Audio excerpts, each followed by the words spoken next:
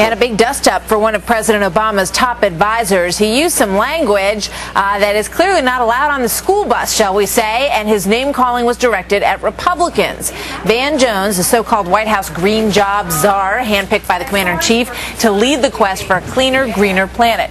Here he is shortly before being appointed by the president, taking some questions with students at the University of California in Berkeley.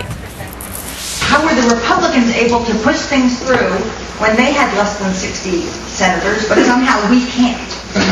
Well, the answer to that is they're assholes.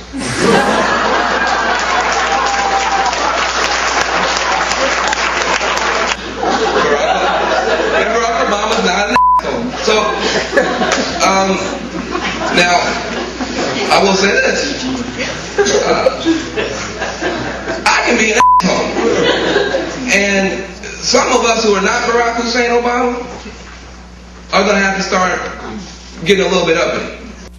Sounds like he thinks his side needs to get a little more like what he called Republicans there. He's apologized since then. This is what he said. I apologize for the offensive words that I chose to use during that speech. They did not reflect the views of this administration, which has made every effort to work in a bipartisan fashion, and they do not reflect the experience I've had since joining the administration. We want to hear from you. What do you think about this? Apology accepted? Log on to foxnews.com. Click on the You Decide link. Give us your answer. These are unscientific polls. So far, take a look at what people have registered online here. 2%, yes, they are satisfied with the apology. Not too many. 97% say no, they are not accepting that. Bill Sammon is our Washington managing editor and VP of News. This has sort of been in the news cycle for several hours now, Bill. How's all this registering? Has he done enough to retract this comment? And what does it say, if anything, about, sort of the larger picture with the administration? Well, it remains to be seen whether his apology is sufficient. I think he apologized as well as he could have. The question becomes, can he survive this politically? Will he lose his job over this? Try to imagine, Martha, if Karl Rove, for example, an advisor to President Bush, had said that all Democrats are blank.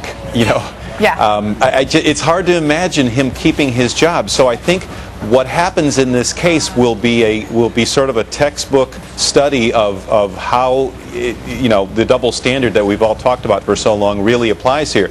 This is probably the most controversial thing that any of Obama's advisors have ever said, and this guy has said a lot of other controversial things as well, has been well documented, but this one sort of puts it into sort of critical mass. Yeah. And you have to wonder, can you survive that? Can you keep your job after saying that? I mean, there's no doubt in my mind that both sides call each other nasty names behind closed doors. There's a lot of that goes on in life. Unfortunately for him, he got caught, and unfortunately, as you point out, it comes after a string of things that he has been fighting back against.